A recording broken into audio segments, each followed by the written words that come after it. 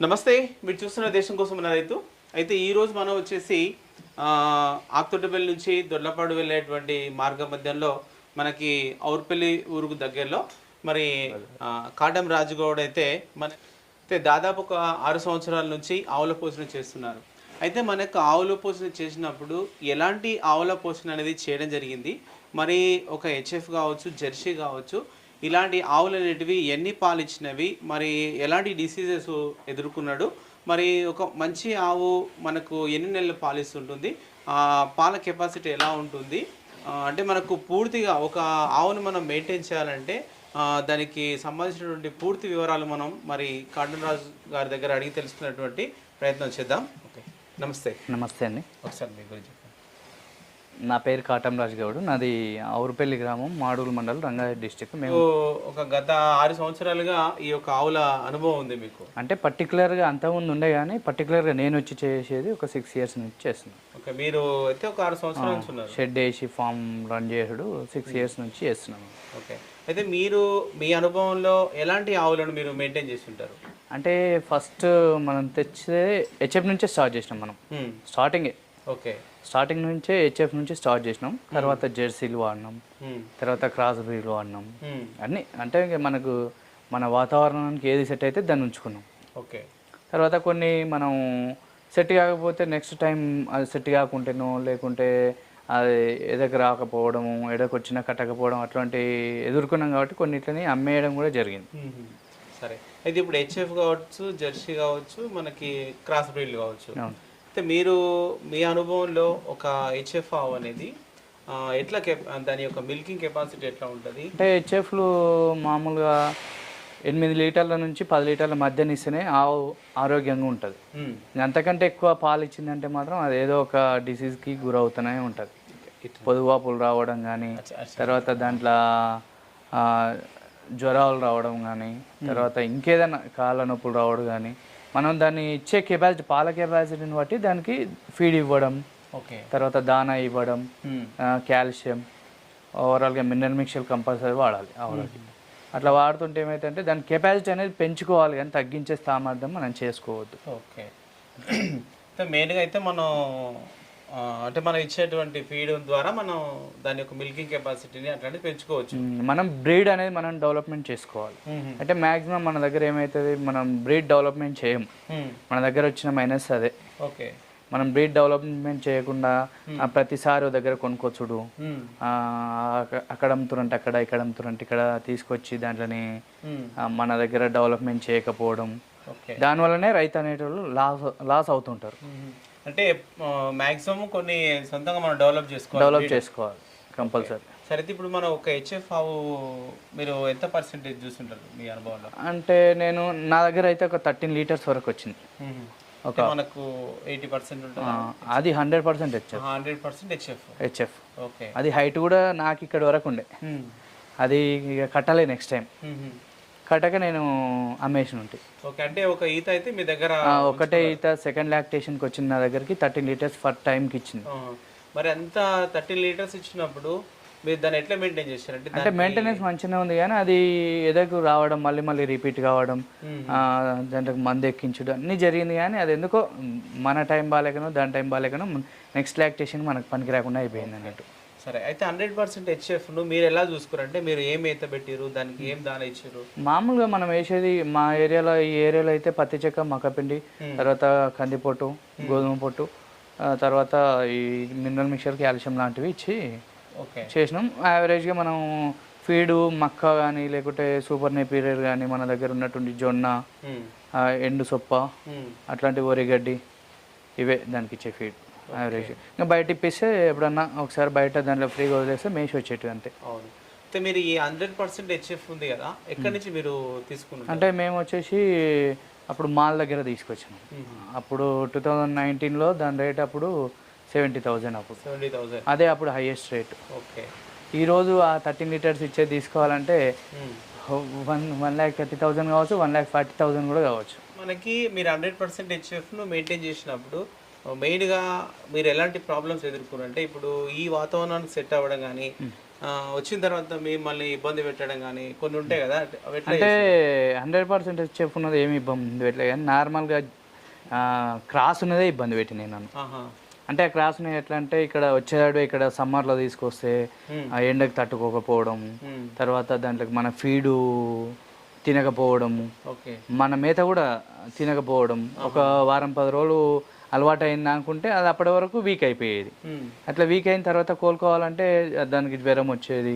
ఇట్లా అవన్నీ సమస్యలతోటి మనం షెడ్యూల్ రన్ చేసుకుంటా వస్తూ ఉన్నాం అన్నట్టు. దాంట్లో పొదువాపులు రావడం. ఓకే, అట్లా అంటే ప్రధానంగా అంటే రైతు ఏం చూసుకోవాలి అసలు? అంటే ఇప్పుడు ఈ ప్రాబ్లమ్స్ వస్తాయి కదా మనకు, ప్రధానంగా కనిపించే ప్రాబ్లమ్స్ ఎక్కువే ఉంటాయి ఈ యొక్క హెచ్ఎఫ్లలో. హెచ్ఎఫ్లలో మ్యాక్సిమం వచ్చేది ప్రధానమైన ప్రాబ్లం ఏంటంటే దాంట్లో పొదువాపు రావడం. పొదువాపులు, తర్వాత జ్వరాలు మీన్స్ అది థైలేరియా లాంటి జ్వరాలు రావడం. ఆ థైలేరియా వచ్చిందంటే ఇక ఆవు ఉంటుందా పోతుందా కూడా క్లారిటీ ఉండదు. అది డైలీ డాక్టర్ తన డ్యూటీ లేక మనం ఫోన్ చేసి పిలిచి డైలీ ట్రీట్మెంట్ తీసుకుంటే మాత్రం ఆవు మనకు దక్కుతుంది. లేదు నేను అదే తగ్గుతుందిలే అనుకుంటే మనం పెట్టిన డబ్బులు మొత్తం లాస్ అయిపోతాం అంతే. సరే, అయితే మీరు అట్లా ఎదుర్కొన్న ప్రాబ్లమ్స్ ఇది ఉన్నాయి ఒక హెచ్ఎఫ్ వాళ్ళ మీద. అయితే ఎలాంటి జాగ్రత్త ఎట్లా పడాలంటే మీరు తీసుకున్న వారు ఎట్లా? అయితే మ్యాక్సిమం ఇంతవరకు నేను కూడా మిల్కింగ్ మిషన్ తోటి పాలు ఉండేది. ఆ మిల్కింగ్ మిషన్ తోటి ఉంటే మొత్తం పాలు వచ్చినాయా రాలేదని కొంచెం డౌట్ కూడా ఉండేది. అట్లా అని చెప్పేసి నాకు దానివల్ల ప్రాబ్లమ్స్ అవుతున్నాయని చెప్పేసి దాన్ని కూడా తీసేసిన. అయితే మనం మ్యాక్సిమం బై హ్యాండ్ తోటి మిల్కింగ్ చేస్తే కూడా మనకు కూడా బాగుంటుంది, మనం హెల్దీగా ఉంటాం, ఆవులు కూడా హెల్దీగా ఉంటాయని నా ఆలోచన. ఓకే ఓకే, మీకు డౌట్ ఏంటంటే కంప్లీట్గా మిల్కింగ్ తీయకపోవడం, దానివల్ల మనకు పొదువాపులు రావడం, ఫీవర్ రావడం, ఏదో ఒక సన్లో పాలు రాలేదనుకో మనం చూసుకో మిల్కింగ్ మిషన్లో పాలు అయిపోయినాయా నెక్స్ట్ ఇంకోటి, అది అయిపోయినా ఇంకో దానికి వేసేది. ఇట్లా ఏదైనా ఒకటి సన్లు బ్లాక్ కావడం, ఇట్లాంటి చిన్న చిన్న ప్రాబ్లమ్స్ వల్ల నేను మిషన్ కూడా ఉండే నా దగ్గర, అది కూడా తీసేసిన. ఓకే, అయితే హెచ్ఎఫ్ను మనం అట్లా చూసుకుంటే ఇకపోతే మనకు ఇంకా జెర్సీ అట్లాంటివి కూడా మీరు ఇక్కడ నా దగ్గర జెర్సీ కూడా ఒకటి 9 లీటర్లు ఇచ్చేది కెపాసిటీ. ఓకే, అది నేను 75,000 తీసుకొచ్చిన 9 లీటర్స్ ఫర్ టైంకి వచ్చింది. రీసెంట్గా కూడా నేను 2-3 జెర్సీలు నా దగ్గర ఉంటే అమ్మేసిన ఉంటాయి. ఇట్లా రైతులు నాకు అది నచ్చింది, మా రిలేషన్లోనే చాలా మందికి అమ్మేసిన. ఇట్లా ఎవరన్నా అడిగితే కూడా నేను ఇస్తుంటా మంచి మంచి ఆవులు. సరే మంచిదైనా ఏదైనా నాకు ఇబ్బందులు ఉన్నప్పుడు లేకుంటే కొన్ని డబ్బులు అడ్జస్ట్మెంట్ కానప్పుడు కూడా నేను తీసేస్తూ ఉంటాను. మంచి మంచి ఆవులే ఉంటాయి మన దగ్గర, మనం సెలెక్టెడ్ ఆవులు తీసుకొస్తాం కాబట్టి మంచి ఆవులే ఉంటాయి మన దగ్గర. మనం ఇట్లా పాలైనా పిండుకోగలుగుతాము, ఇట్లా ఎవరైనా వచ్చి అడిగితే అమ్మనిక కూడా ఉంటాయి మన దగ్గర. ఓకే, సరే, అయితే ఇప్పుడు ఈ యొక్క జెర్సీ గురించి చెప్పండి. అంటే మీకు పర్ టైంకు 9 లీటర్లు ఇచ్చింది కదా, ఆ 9 లీటర్లు ఇచ్చినటువంటి ఆవు ఎన్ని లాక్టేషన్లో ఉంటుండే? అది మన దగ్గర వచ్చేసి 2nd లేదా 3rd లాక్టేషన్లోనే జెర్సీ, అది కూడా సింధు జెర్సీ. మనం సెలెక్టెడ్గా ఎంచుకున్నది ఏంటంటే సింధు జెర్సీ. అన్ని జెర్సీలు ఇవ్వ పాలు. ఓకే ఓకే, రెడ్ సింధి కొంచెం దాని హెడ్ చిన్న ఉంటుంది. అవి చాలా మన దగ్గర సక్సెస్. అది అంటే మన దగ్గర రేర్గా తక్కువ కనపడుతుంటాయి. నేను అటు బెంగళూరు అటు పోయి తీసుకొచ్చుకుంటా. అవి కావాలనుకున్నప్పుడే స్పెషల్గా పోయి తీసుకొని వస్తాను. అవును, ఓకే. అంటే ఇప్పుడు ఈ మిల్కింగ్ కెపాసిటీ అన్ని రోజులు ఉన్న 9 లీటర్లు ఇచ్చినప్పుడు ఎన్ని నెలల వరకు అట్లా కంటిన్యూ అవుతుంది? అవి ఒక 3 or 4 months వరకే ఇస్తాయి 9 లీటర్స్. తర్వాత 7కి రావచ్చు, 8కి రావచ్చు, 6కి రావచ్చు మన మెయింటెనెన్స్ లేకపోతే. నా దగ్గర అయితే మ్యాక్సిమం 9 లీటర్స్ ఒక 3.5 months వరకు కంటిన్యూగా 9 లీటర్స్ ఇచ్చినాయి. తర్వాత ఇక తగ్గుముఖం బట్టి కట్టిన తర్వాత టోటల్గా ఇంకా మనం ఒక పూటకు పెడతాం కదా కట్టినాక, కట్టి దగ్గరికి వచ్చిన తర్వాత అవి కూడా టోటల్గా కొన్ని హెచ్ఎఫ్ ఆవులు లాగానే ఇస్తుంటాయి పాలు కూడా. కాకపోతే అవి ఇంత బిగ్ సైజులో ఉండవు, అవి చిన్న సైజులో ఉంటాయి. సింధు జెర్సీ అనేది చాలా చిన్నగా ఉంటాయి, రేర్ పొట్టి ఉంటాయి. ఈ ఆవు సైజులో ఉంటాయి. ఇంకా పెద్దగా అంటే ఇంతకన్నా పెద్దగా ఉండవు ఆవులు అవి. ఓకే, సరే, అయితే ఇప్పుడు హెచ్ఎఫ్లో కావచ్చు, జెర్సీలో కావచ్చు, అంటే మీరు ఇక్కడ ఒక 6 సంవత్సరాల్లో బ్రీడింగ్లో అంటే మీరు ఏమైనా డెవలప్ చేసిరా దూడల్ని? డెవలప్మెంట్ చేసినాయి నా దగ్గర 2-3 ఉన్నాయి. అవి లోకల్ రైతులు అడిగితే ఇచ్చేసిన నేను. ఓకే ఓకే, డెవలప్ చేసినాయి మంచిగా. అవి కూడా పూటకు 10 లీటర్లు ఇచ్చేటివి లోకల్. ఇక్కడ పక్కన ఇక్కడ ఒక 6 సంవత్సరాలు చేస్తున్నారంటే మీకు దాదాపు డెవలప్ అయి ఉంటాయి చాలా. ఒక 3 పెద్ద పెద్ద ఆవులు ఉంటే దాంట్లోని మన దగ్గర డెవలప్ అయిన దాంట్లోనే ఇక్కడ మన పక్కన విలేజే వాళ్ళకి ఇచ్చేసినాం, దొడ్లపాడు అని చెప్పేసి అక్కడనే ఇచ్చేసిన ఉంటాయి మనం. అవి కూడా మంచిగా సక్సెస్ఫుల్. ఈ రోజు వరకు కూడా పూటకి 9-10 లీటర్లు ఇస్తున్నాయి అవి. మనం అక్కడ నుంచి తెచ్చినవి కాకుండా ఇవి మన దగ్గర బ్రీడ్, మనం ప్యూర్ హెచ్ఎఫ్ దూడలు వచ్చినాయి మనకు ఫస్టే.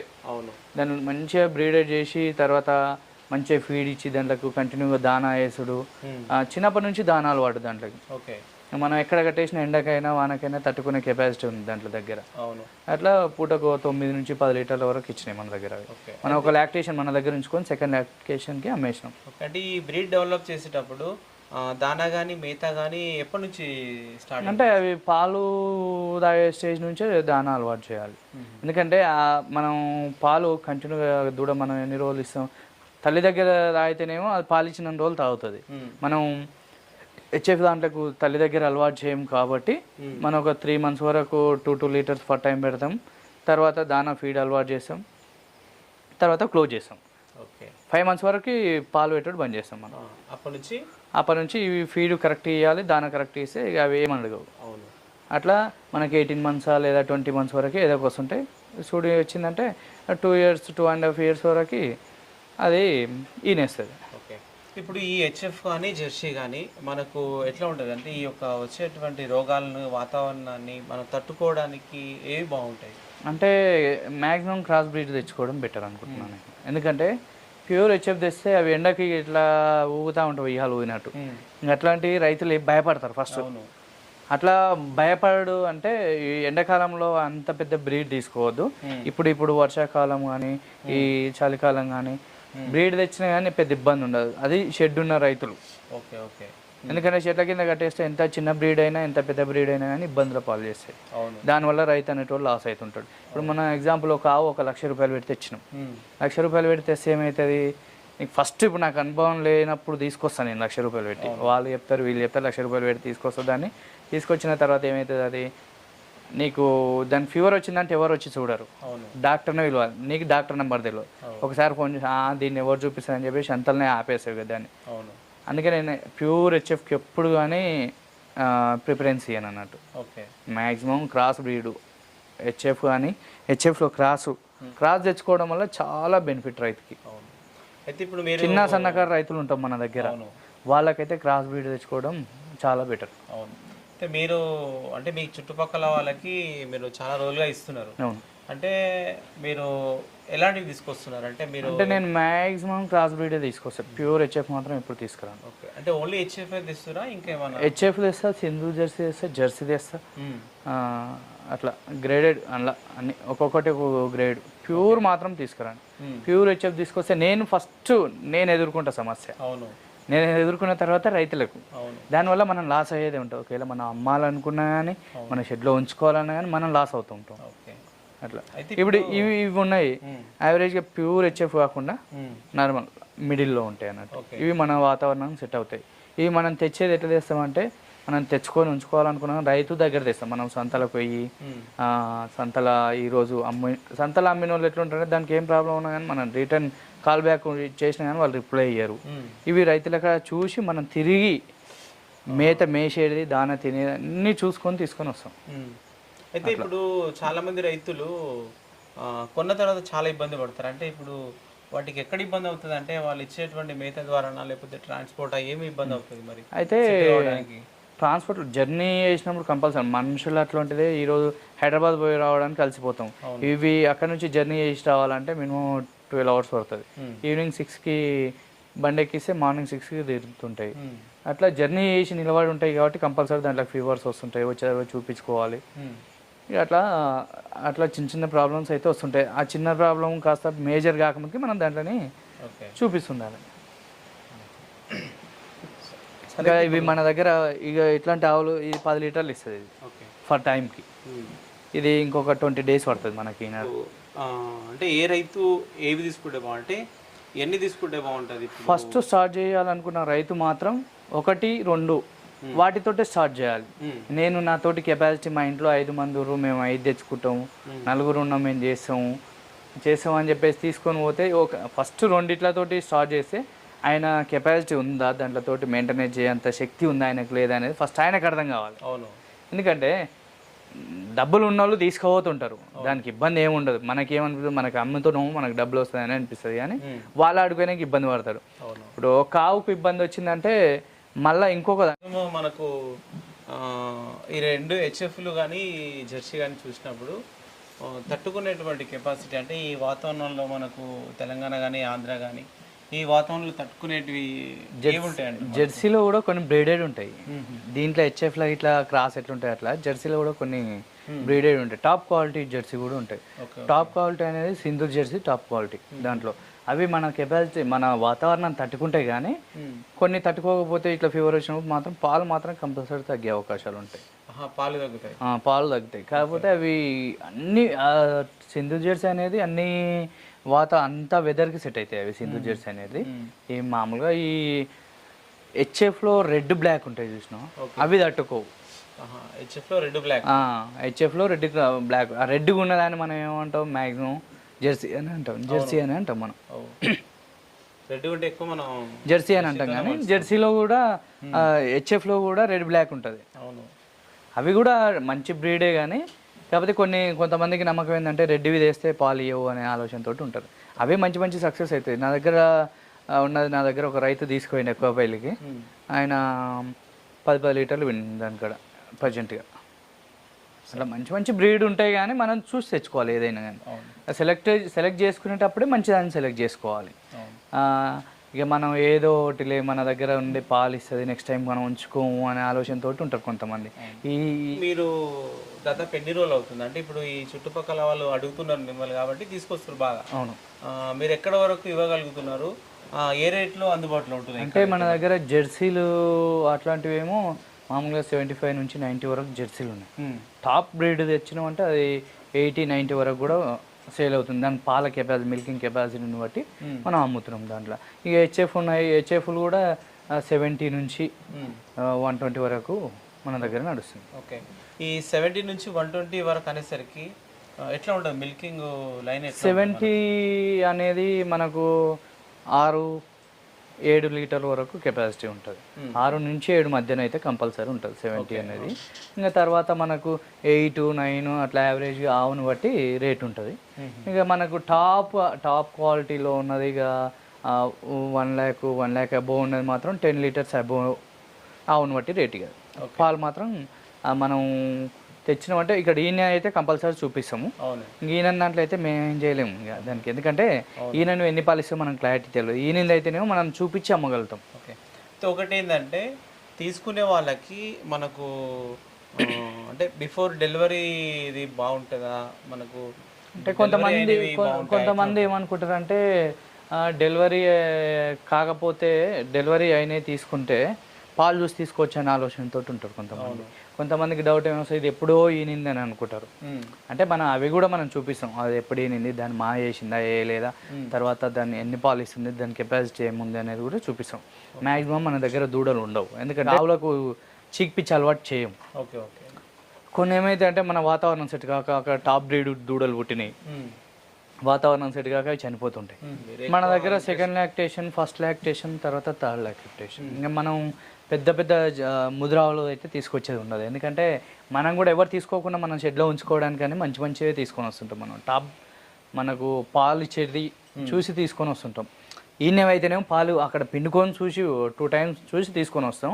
ఇంక ఈయనవైతేనేమో ఇక మనం దాంట్లో కెపాసిటీ వాళ్ళు చెప్తుంటారు, కొంతమంది 10 చెప్తుంటారు, కొంతమంది 9 చెప్తుంటారు. అట్లా మనకు వాళ్ళు 9 చెప్పినప్పుడు మనకి 8 ఇస్తే చాలని అనుకుంటాం.